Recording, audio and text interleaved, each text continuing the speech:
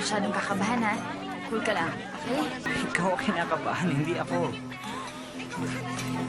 Hi, Ma. Hi, Pa. Pa, Ma, si Sam po. Okay to. There's a risk na hindi mag-function ng maayos ang transplanted heart mo.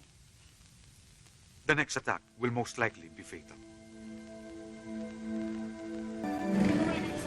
Opo, ma'am. Thank you For what?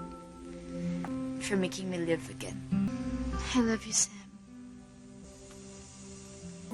Lou, hindi mo ako pwedeng mahalin. Nang sobra. I'm dying. Sam, ayoko ng ganyan biro.